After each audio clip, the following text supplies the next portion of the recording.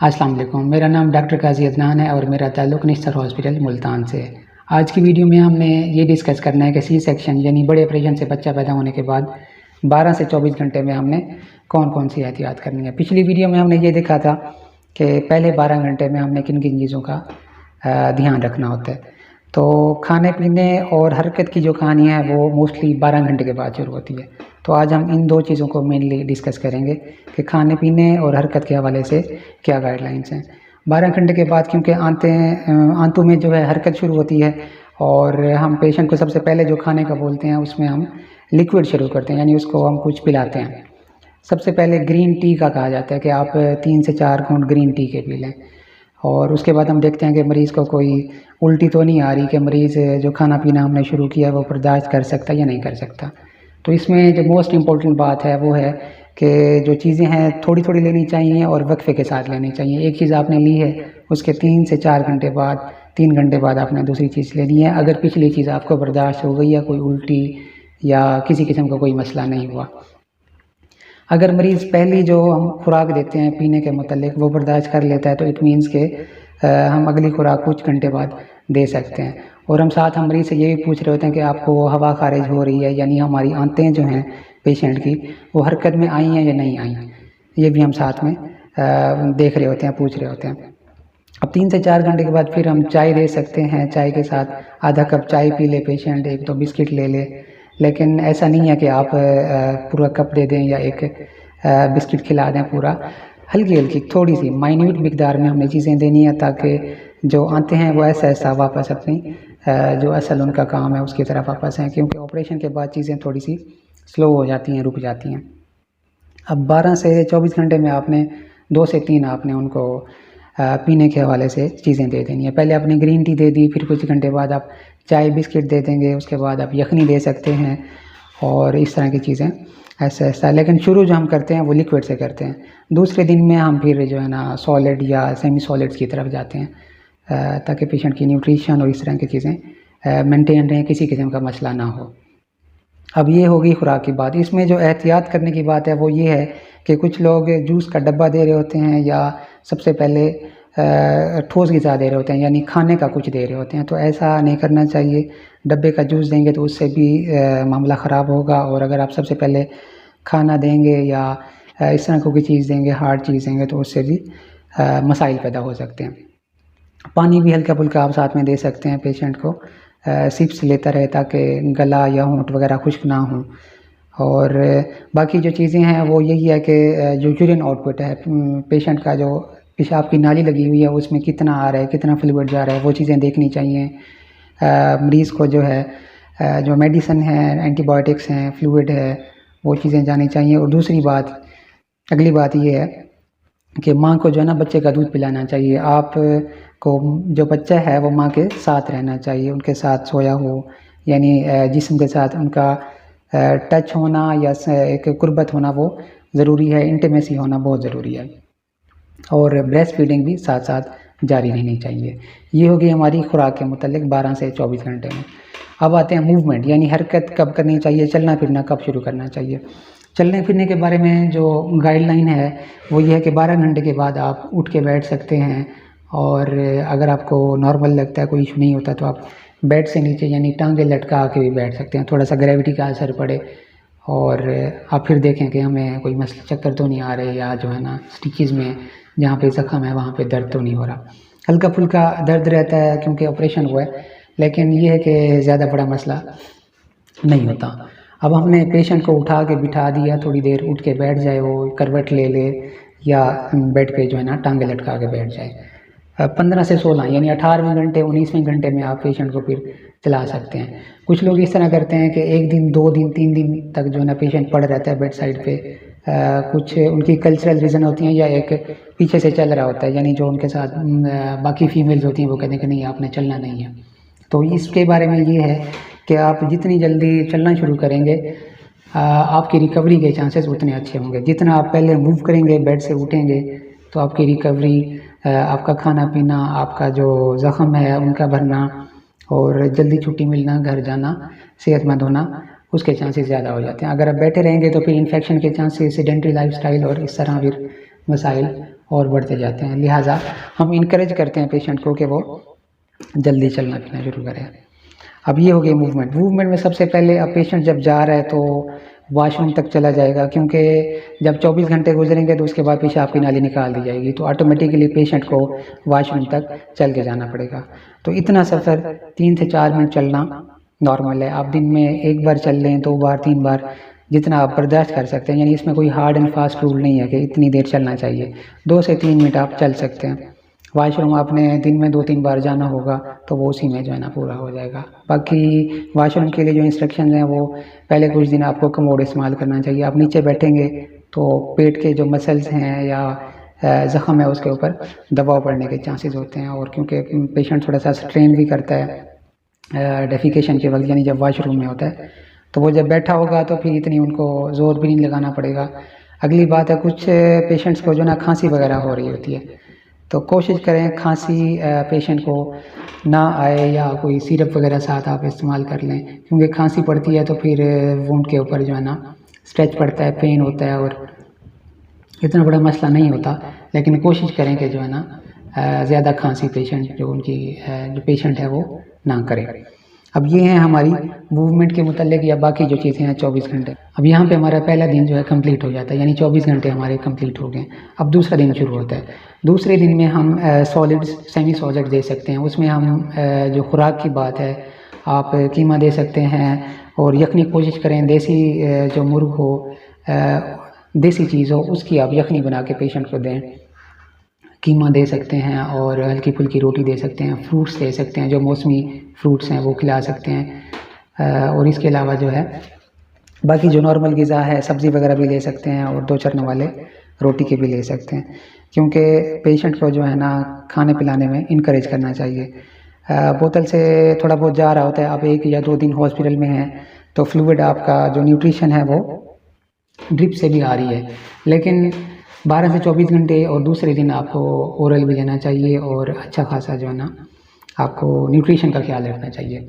अब यहाँ पे आते हैं पानी की। पानी की बात जो है, दूसरे दिन आपने पानी पीना शुरू कर देना है। मुख्तलिफ सोसाइटीज़ में ये कल्चर है, वो ये सोचते हैं कि हाँ पानी नहीं देना, जिससे पेट फूल जाता है, क्योंकि पेट पहले से थोड़ा सा अजीब सा लग रहा होता है और थोड़े मार्क्स वगैरह होते हैं ऊपर, तो माँ को परेशानी होती है कि मैं पानी पीऊँगी, ज़्यादा खाऊँगी तो पेट बढ़ जाएगा। हालांकि ऐसा नहीं है, ऑटोमेटिकली जो है ना, क्योंकि स्किन ना स्ट्रेच हो जाती है जब आप ऑपरेशन, क्योंकि जब बच्चा है अंदर तो स्किन थोड़ी सी स्ट्रेच हो जाती है, वो टाइम टू टाइम जो है ना वापस अपनी स्किन अपनी नॉर्मल जो है उसकी हालत में आ जाती है। इसके बारे में परेशान होने की ज़रूरत नहीं है। एक नेक्स्ट वीडियो में फिर हम उस पर एक्सरसाइज के ऊपर भी डिस्कशन कर लेंगे, और चलना फिरना बाकी दूसरे, तीसरे हफ्ते, चौथे हफ्ते, छठे हफ्ते तक हम गाइडलाइन देंगे कि अपने कैसे अपने रूटीन को जो है ना लेके चलना है, कब काम शुरू करना है। अब दूसरे दिन में बाकी जो चीज़ें हैं, पेशेंट फ्रूट ले रहा होगा, पानी आपने 2 लीटर तो लाजमी आपने रोज़ाना पानी पीना है। दूसरे दिन आपने शुरू करना है, और आप पानी लाजमी इस्तेमाल करेंगे। अक्सर लोग पानी रोक के रखते हैं, जिसकी वजह से जो माँ है उसको डिहाइड्रेशन हो जाती है, थोड़ा सा ब्लड का भी लॉस हुआ होता है। उसके लिए कुछ फिर हम गोलियाँ दे रहे होते हैं, या फिर जो है ना बाज़ वक़्त ब्लड भी लगाया जाता है माँ को। तो न्यूट्रिशन जब पूरी नहीं होगी, पानी पूरा नहीं होगा, एक पहले स्ट्रेस है ऑपरेशन का, तो फिर जो है ना जल्दी रिकवरी नहीं होगी। पहले जो 7 दिन हैं आपकी सी सेक्शन के बाद मोस्ट इम्पॉर्टेंट हैं न्यूट्रिशन के हवाले से, मूवमेंट के हवाले से। इन 7 दिन में अगर मरीज़ ने जो है ना अच्छी ग़िज़ा खा ली है, एक तरीके से जो है ना मूवमेंट की है, खाना अच्छा खाया है, पानी पिया है, तो 7 दिन आपके लिए बहुत हैं। अगर आपने इन दिनों में न्यूट्रिशन अच्छी नहीं ली तो फिर जो है ना चीज़ें थोड़ी सी डिले हो जाती हैं, जो ज़ख़म की ताकत है वो उतनी वापस नहीं आती। आप गोश्त नहीं खाएंगे, कीमा नहीं खाएंगे, अंडा नहीं खाएंगे, ये चीज़ें आप बिल्कुल खा सकते हैं, उसमें कोई मसला नहीं है। हाँ, अगर आपको मोटापा है तो आप जो जर्दी है उबले अंडे की वो अवॉइड कर सकते हैं, लेकिन अगर आप नॉर्मल हैं, कोई इशू नहीं है, डायबिटीज़ या हाइपरटेंशन का इशू नहीं है, तो आप होल एग जो है ना वो ले सकते हैं नाश्ते में। बाकी जो मौसमी ग़िज़ा हैं वो खाएंगे, फ्रूट्स खाएंगे, पानी पिएंगे, तो रिकवरी के चांसेस इंशाल्लाह बेहतरीन होते जाएंगे। उसके अलावा जो माँ का दूध है वो बच्चे को लाजमी पिलाना चाहिए। कुछ लोग डब्बे का दूध देते हैं और उसी से ही फिर आगे उनका सारा कुछ चल रहा होता है। तो उसका मसला ये होता है कि बच्चा फिर जो जब आप माँ का दूध पिलाते हैं तो उसको थोड़ा सा अजीब लग रहा होता है और बच्चा इरिटेबल हो जाता है, यानी कि वो माँ का दूध फिर नहीं ले रहा होता क्योंकि उसकी आदत बन चुकी है आपका डब्बे का दूध या फीडर से फीड लेने की। तो ये चीज़ें थोड़ी सी आपने एहतियात करनी है। बाकी दूसरे दिन आपने फिर 4 से 5 मिनट चलना है, यानी आप वॉशरूम तक जाएंगे, कमरे तक जाएंगे, तो एक दिन में 3 से 4 बार 4 से 5 मिनट आपने चलना है। ये आपका नॉर्मल भी हो जाएगा। वॉशरूम आपने जाना होगा, तो इस तरह की चीज़ें हैं। लेकिन आपने बैठना नहीं है, जितना आप ज़्यादा बैठेंगे फिर इस तरह की चीज़ें हैं। लेकिन आपने बैठना नहीं है, जितना आप ज़्यादा बैठेंगे फिर एक डिजीज़ होती है जिसमें खून का लोथड़ा जो है पाँव से आपका फिर चेस्ट में हार्ट से होते हुए, तो फिर वो कुछ पेशेंट्स में जो है ना मसाइल भी पैदा हो जाते हैं और कुछ की डेथ भी हो जाती है। तो अर्ली मोबिलाइजेशन और एहतियात करना सबसे ज़्यादा ज़रूरी है। अगर आप बेड पे पड़े रहेंगे तो फिर एम्बोलिज्म होगा और फिर कुछ पेशेंट्स की फिर डेथ भी हो जाती है और फिर वो बता रहे होते हैं कि नहीं हमें सही से गाइड नहीं किया गया या बताया नहीं गया। तो उसका ये है कि जैसे ही आप मूवमेंट शुरू करेंगे आप एक नॉर्मल रूटीन पे आएंगे, यानी आपका ऑपरेशन हो गया, एक दिन आपने गुजार लिए, 24 घंटे आपने गुजार लिए, 2 दिन गुजार लिए, उसके बाद आप नॉर्मल रूटीन में आ जाएँ।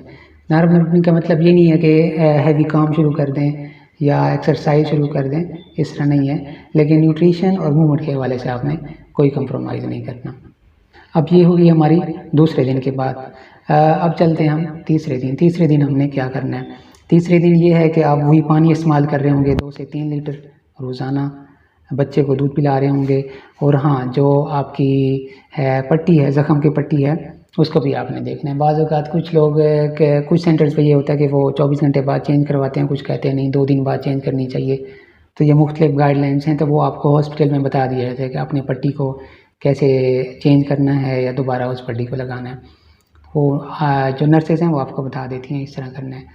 बाकी जब पेशेंट ने नहाना होता है, क्योंकि दूसरे तीसरे दिन बाद नहाना होता है, तो उसमें ध्यान करना है कि ज़ख़म के ऊपर पानी ना जाए, पट्टी लगी हो या कुछ इस तरह की एहतियात हो, वहाँ पे पानी ना जाए। बाकी जितना आप ज़ख़म को ओपन रखेंगी, यानी कि खुश्क रखेंगी और खुला रखेंगी, रात को पेशेंट सो रहा है तो बेशक आप दूसरे दिन के बाद जो है ना पट्टी उतार सकते हैं और ज़ख़म को खुला छोड़ दें, उसको हवा लगने दें। साथ में आप मेडिसिन भी ले रही होंगी एंटीबायोटिक ज़ख़म खुश्क करने के लिए, तो कोशिश करें कि ज़ख़म जो है ना ओपन रहे। दिन में मूवमेंट करनी है, वॉशरूम जाना होता है, तो चांसेस होते हैं कि उसके ऊपर पानी या जर्म वगैरह, जरासीम वगैरह लगने के, तो उसमें आप उसको कवर्ड रख सकते हैं। 3-4 पट्टियाँ आप घर पे रख लेंगे तो वो उतार के दोबारा आप इस्तेमाल कर सकते हैं। बाकी तीसरे दिन में जो चलने फिरने की हिदायत है वो यही है कि आप जैसे जैसे दिन बढ़ता जाएगा, चलने का जो टाइम है और जो ड्यूरेशन आप बढ़ाएंगे। और दूसरा जो है ना, आप अगर पहले दिन 3 बार चलिए, 4 बार चलिए, तो फिर आप 5 बार 6 बार चलती जाएंगी, जितना आप बर्दाश्त कर सकती हैं। इसमें कोई हार्ड एंड फास्ट रूल नहीं है। बहरहाल ये है कि 5 से 7 मिनट दिन में 4 से 5 बार आप लाजमी चलें। ये हम बात कर रहे हैं तीसरे दिन की। इसके अलावा बाकी फ्रूट्स आप लें। अगर आप साथ में फ्लूइड ले रही हैं, यखनी कोशिश करें देसी मुर्ग वगैरह की हो, यखनी इस्तेमाल करें। होल ग्रेन यानी जो आटा है वो मुकम्मल गंदम का जो आटा होता है वो इस्तेमाल करें। बिल्कुल आप रोटी खा सकती हैं, सब्ज़ी खा सकती हैं, सारा कुछ नॉर्मली खा सकती हैं। अंडा भी आप खा सकती हैं अगर आपको शुगर, ब्लड प्रेशर या लिपिड प्रोफाइल में कोई मसाइल वगैरह नहीं है, तो ये चीज़ें आप ले सकती हैं। अब ये थी हमारी गाइडलाइंस पहले 3 दिन की। आज हम ना पहले 1 हफ़्ते पर बात कर लेते हैं। 3 दिन की हमारी डिस्कशन होगी है, बाकी हमारे पास रह गए 4 दिन। इन 4 दिन में आपने वही करना है कि एक तो आपने ज़ख़म का ध्यान रखना है, बच्चे को दूध पिलाना है और अपनी न्यूट्रिशन का ध्यान रखना है। न्यूट्रिशन में आपकी खुराक और आपकी हरकत, आपकी मूवमेंट, ये मोस्ट इम्पॉर्टेंट है। और साथ में आपकी मेडिसिन हो गई। और 1 हफ़्ते में जैसे जैसे दिन बढ़ते जाएंगे, मैंने आपको बताया है 5 से 7 मिनट, 6 से 7 मिनट, 8 मिनट, 9 मिनट, 5 बार, 6 बार, 7 बार, जितना आप बर्दाश्त कर सकती हैं। ज़ख़म पे दबाव नहीं पड़ रहा, तो जितनी आप मूवमेंट करेंगी वो आपके लिए उतना अच्छा है। आप वॉशरूम में कमोड इस्तेमाल करेंगी पहला हफ़्ता, कोशिश करें पहला हफ़्ता आप कमोड इस्तेमाल करें, नीचे ना बैठें। बाकी ब्रेस्ट फीडिंग ज़्यादा इंपॉर्टेंट है। वैक्सीनेशन आपने बच्चे की करवा लेनी होती है जब जैसे ही बच्चा पैदा होता है, और आपका कार्ड इशू कर दिया जाता है और उसके बाद चीज़ें चल रही होती हैं। वैक्सीनेटर या जो भी है वो आपके घर पे अप्रोच करता है या आप साथ में हिफाजती जो टीकों का मरकज़ है वहाँ पे जा रहे होते हैं। अब ये होगी हमारी गाइडलाइंस पहले हफ्ते की। अब इसके बाद इस तरह है, कुछ पेशेंट पूछ रहे होते हैं कि हम मैंगो खा सकते हैं या तरबूज वगैरह खा सकते हैं, पपीता खा सकते हैं, तो इस तरह के क्वेश्चंस आ रहे होते हैं। तो इसका ये है कि अब जैसे तरबूज वगैरह है तो उसको आप पहला हफ्ता अवॉइड कर सकते हैं। जो इस पपीता वगैरह है, इस तरह की चीज़ें हैं जो नॉर्मल फ्रूट है, हाँ ठीक है, मैंगो आप खा सकते हैं, सेब खा सकते हैं, केला खा सकते हैं। और जो मौसम के फ्रूट्स हैं, स्ट्रॉबेरी है, अमरूद हैं, कुछ भी है आप वो ले सकते हैं नॉर्मल अमाउंट में, नॉर्मल क्वांटिटी में आप ले सकते हैं। लेकिन जो ऐसे फ्रूट्स हैं जो थोड़ा सा आपको एक पता होता है कि नहीं इससे तबीयत ख़राब हो सकती है, तो उसको जैसे पपीता हो गया, तरबूज हो गया, तो ये चीज़ें पहले हफ्ते अवॉइड कर लें। नॉर्मल जो क्लासिकल चीज़ें हैं उनको इस्तेमाल करें। अगली बात नहाने के ऊपर है। पेशेंट बिल्कुल नहा सकता है, इसमें कोई पेशेंट को रुकावट नहीं है। सिर्फ आपने ये ध्यान रखना होता है कि उस दौरान ज़ख़म को पानी ना पड़े या ज़ख़म ख़राब ना हो, बस। बाकी आप भी नहा सकते हैं, बच्चे को भी आप नहला सकते हैं, इसमें कोई दूसरी राय नहीं है। तो ये थी हमारी आज की वीडियो पहले हफ्ते में एहतियात की। अब नेक्स्ट वीडियो में फिर हम क्वेश्चंस आपके देख लेंगे कि हम फिर दोबारा जो है ना बीवी के साथ मुलाकात कब कर सकते हैं, प्रेगनेंसी कब प्लान करनी चाहिए, और पेट को कैसे कम करना है, एक्सरसाइजेस कौन कौन सी हैं जो हम पेट कम करने के लिए कर सकते हैं। क्योंकि इसके लिए जो माँ है वो बहुत ज़्यादा कंसर्न होती है, पेट थोड़ा सा शक्ल उसकी अजीब लग रही होती है तो माँ को थोड़ा सा अजीब लग रहा होता है। तो उनको आप काउंसल करें, आप खामंद हैं, बाप हैं या जो भी फैमिली मेम्बर हैं, अब उनको बताएं कि पेट आपका ऐसा ऐसा ठीक हो जाएगा। एक तो वैसे भी सी सेक्शन के बाद डिप्रेशन के या परेशान होने के चांसेस जो है ना माँ में ज़्यादा हो जाते हैं, और ऊपर से एक पेट का मसला होता है उनको कि ये बहुत बेढंगा लग रहा है, लटक रहा है, बढ़ रहा है पेट। तो इसी वजह से वो फिर पानी भी नहीं पी रही होती हैं और खाना पीना भी कम कर रही होती हैं। तो उसमें आपने मरीज़ को जो है ना काउंसल करना है कि आपने खाना पीना और पानी के ऊपर कंप्रोमाइज़ नहीं करना, पेट आपका ठीक हो जाएगा। एक हफ्ते बाद फिर हम मज़ीद डिस्कस करेंगे एक्सरसाइज कब शुरू करनी है और जो है ना पेट को फिर हमने कैसे कम करना है। तो ये फिर हम इंशाल्लाह कमिंग वीडियोज़ में डिस्कस करेंगे। तब तक के लिए अल्लाह हाफ़िज़।